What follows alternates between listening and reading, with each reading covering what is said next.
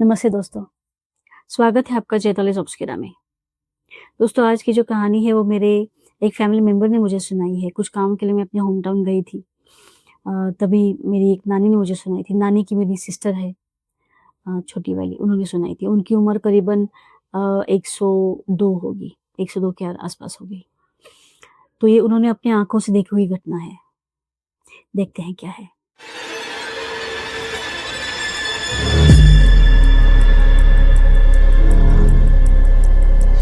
साल 1962, महाराष्ट्र का छोटा-सा गाँव करंदोशी।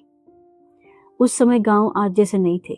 न बिजली थी, न पक्की सड़कें थी और सूरज ढलते ही पूरा गाँव सन्नाटे की चादर ओढ़ लेता था। रोशनी के नाम पे वहाँ पे सिर्फ मिट्टी के तेल के दिए होते थे, जिसे चिमनी कहा करते थे। और इसी गाँव में रहती थी सुमित्रा। सुमित्रा बहुत सुंदर थी। उसकी शादी को कुछ ही महीने हुए थे। इतने में उसके पति को मुंबई में एक मिल में जो नौकरी मिल गई। उस टाइम में मुंबई जाना मतलब अलग दुनिया में जाने जैसा था। बहुत टाइम भी लगता था और अगर कोई जाए तो जल्दी वापस नहीं आता था। सुमित्रा का पति उसे अपने गांव में माता पिता के भरोसे पे छोड़कर 2 साल के लिए शहर चला गया। सुमित्रा उसे बहुत याद करती थी, पर गांव की परंपरा और घर की जिम्मेदारियां इन सब ने उसे बांध के रखा था। गांव के लोग नॉर्मली सूरज निकलने के पहले ही खेतों में पहुंच जाते हैं, क्योंकि बहुत काम भी होता है और हर किसी के पास खेत होता है। एक दोपहर करीबन 12 बज रहे थे। सुमित्रा अपने ससुराल वालों के साथ खेत में काम कर रही थी। दोपहर खाने का वक्त हो चुका था, लेकिन देखा तो घड़े में पानी नहीं था। मटका पूरा खाली था। सुमित्रा पास के ही पुराने कुएं में पानी भरने के लिए चली गई। गांव के कुएं अक्सर ठंडे और साफ पानी के स्रोत होते हैं।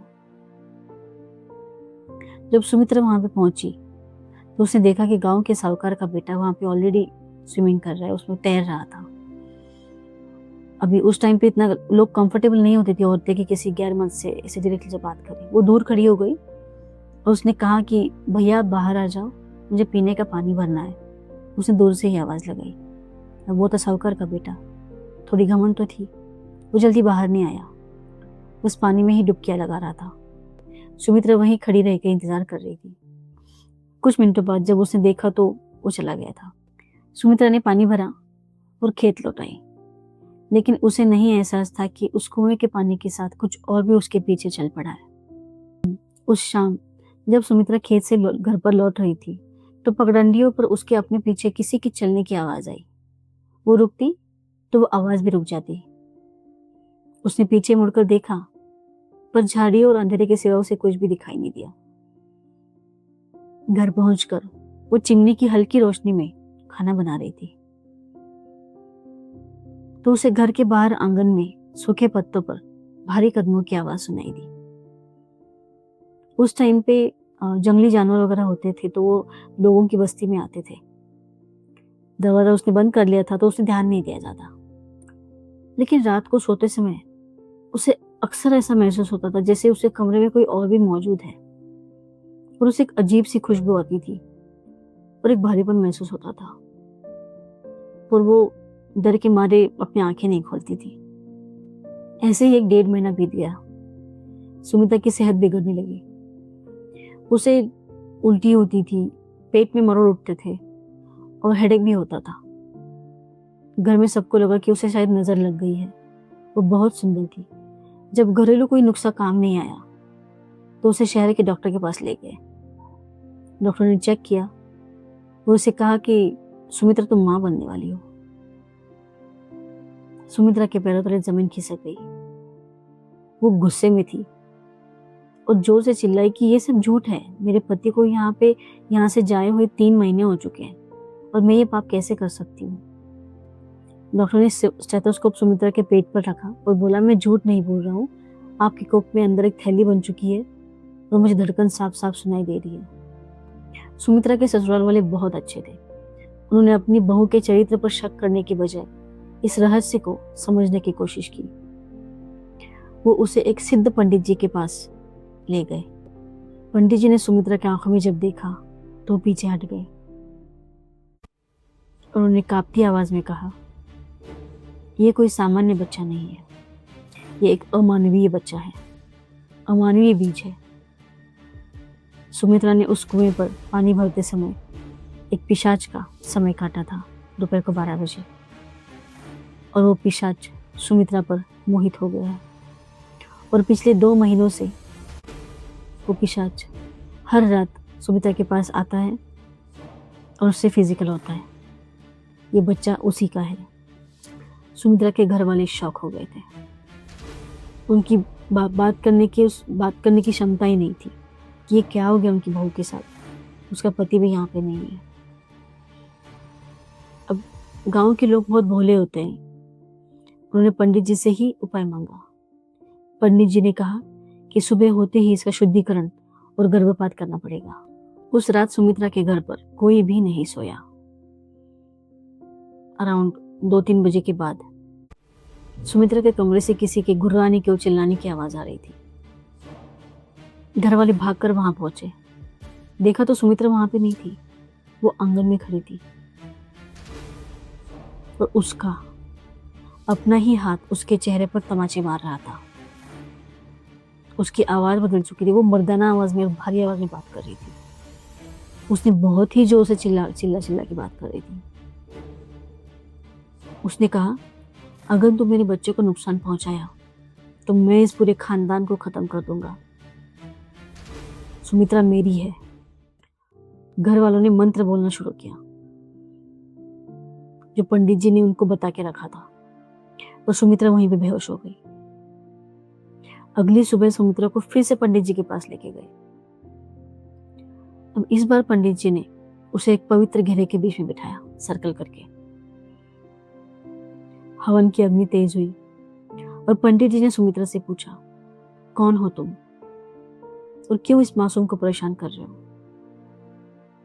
सुमित्रा बोली, उसी भारी और पिशाच की आवाज में बोली और हंसने लगी, मैं वही हूं जिसने इसे कुएं पर देखा था। सुमित्रा बहुत सुंदर है, मुझे इससे प्यार हो गया है। अब इसके अंदर मेरा अंश भी पल रहा है। अब ये मेरी है, मैं इसे लेकर अपनी दुनिया में जाऊंगा। पंडित जी ने अपनी पूरी विद्या लगा दी। उन्होंने सुमित्रा पर अभिमंत्रित अंगारा और जल फेंका। सुमित्रा का शरीर हवा में उछलने लगा। वो दर्द से कर्रा रही थी। पंडित जी ने हार नहीं मानी। वो लगातार ये सब चीजें करते रहे और आखिरकार उस पिशाच ने हार मान ली और वादा किया कि वो शरीर छोड़ देगा, वापस कभी नहीं आएगा। लेकिन उसकी आंखों में एक अजीब सी चमक थी। पंडित जी और घर वालों ने सुमित्रा पर दबाव डाला कि वो बच्चे को गिरा दे, इस अनचाहे अंश को कोख में ही खत्म कर दे। लेकिन सुमित्रा के अंदर तब तक मां जाग उठी थी। उसने रोते हुए कहा कि भले ये किसी साये का है, पर खून तो मेरा है। मैं इसे नहीं मारूंगी, मैं किसी का खून नहीं करूंगी, ये मेरा बच्चा है। उधर मुंबई में जब उसके पति को खबर मिली तो वो अपनी पत्नी के चरित्र पर शक करने के बजाय उसके दुख में शामिल होने के लिए गांव पहुंच गया और वो आकर सुमित्रा को अपने साथ लेकर चला गया ताकि वो इस डरावने साये से और गांव की बातों से दूर रह सके। 7 महीने बीत गए और मुंबई के एक अस्पताल में सुमित्रा ने एक बच्चे को जन्म दिया। डॉक्टर और नर्स ने जब उस बच्चे को देखा तो उनके हाथों से दवाइयां छूट गई। वो बच्चा कोई सामान्य बच्चा नहीं था। जन्म के वक्त ही उस बच्चे को मुंह में सारे दांत थे, चेहरे पर मूछें थी और छाती पर काले घने बाल थे। डॉक्टरों को लगा कि शायद ये कोई सिंड्रोम होगा, कोई दुर्लभ बीमारी होगी, होता है कभी कभी ऐसे। तो उन्होंने बच्चे को ऑब्जर्वेशन के अंदर रखा, निगरानी पे रखा। असली दहशत तो सुबह हुई। अगली सुबह जब डॉक्टर राउंड पे आए तो उन्होंने देखा कि सिर्फ 24 घंटे में उस बच्चे की लंबाई 5 इंच तक बढ़ गई थी। एक नवजात शिशु का इस तरह बढ़ना प्रकृति के खिलाफ था। डॉक्टर समझ गए थे कि ये कोई सामान्य बीमारी नहीं है, बल्कि ये कुछ और ही है, और कुछ ऐसा जिसे जिंदा रखना मानवता के लिए खतरा था। अस्पताल के बोर्ड ने एक गुप्त फैसला लिया। उन्होंने उस अंश को एक जहरीला इंजेक्शन दिया और उसे खत्म कर दिया, और उस अजीबोगरीब बच्चे को एक कांच के जार में केमिकल डाल के सुरक्षित रख दिया गया। करण दोषी और आसपास के गांव के लोग उस बच्चे को देखने के लिए मुंबई तक आते थे। मेरी नानी जिन्होंने ये कहानी बताई मुझे, वो खुद उस बच्चे को देख चुकी हैं और लोगों की भीड़ लगती थी उसे देखने के लिए। इस पूरी घटना ने सुमित्रा को अंदर से सुन्न कर दिया था। ऑफ कोर्स वो उसे कितने प्यार से बड़ा कर रही थी अपने पेट में, और कुछ ऐसा निकले तो ऑफ कोर्स वो सदमे में थी। वो गांव वापस आ गई करंदोशी। उसे लगा कि अब सब कुछ खत्म हो गया, एक वापस से नई जिंदगी स्टार्ट करते हैं। लेकिन वो पिशाच जिसे उसने ठुकरा दिया था और जिसका अंश मार दिया था, वो शांत बैठने वाला नहीं था दोस्तों। सुमित्रा ठीक होने लगी थी धीरे धीरे। उसे लगा कि अब सब कुछ ठीक है। एक महीना बीत गया। एक शांत रात जब सुमित्रा अपने कमरे में सो रही थी तो अचानक उसकी नींद खुल गई। उसने देखा सामने कोने में वही काली धुएं जैसी आकृति थी जो साहूकार के बेटे जैसे दिख रही थी, और वो सुमित्रा की तरफ देखकर एक बहुत ही डरावनी मुस्कान दे रहा था। सुमित्रा ने चिल्लाने की कोशिश की, बचाओ, वो मुझे मारने के लिए वापस आया है। घर वाले कमरे की तरफ दौड़े, लेकिन जब तक वो दरवाजा खोलकर अंदर पहुंचे, कमरे में मौत का सन्नाटा था। सुमित्रा की आंखें फटी की फटी रह गई थी। उसका शरीर ठंडा पड़ चुका था और उसके मुंह से सिर्फ इतना ही निकला, उसने कहा था वो मुझे नहीं छोड़ेगा। गांव वाले कहते हैं कि वो पिशाच सुमित्रा को छोड़ने के लिए नहीं, बल्कि अपनी दुनिया में हमेशा के लिए ले जाने के लिए आया था। वो कुआं आज भी करंदोशी गांव में है, लेकिन वहां पर पानी भरने के लिए कोई नहीं जाता। तो दोस्तों, ये थी आज की कहानी। अपने कमेंट्स में मुझे ज़रूर बताएं कि आपको कैसी लगी, और आपके पास भी कोई ऐसा एक्सपीरियंस हो तो आप मुझे ज़रूर शेयर कीजिएगा।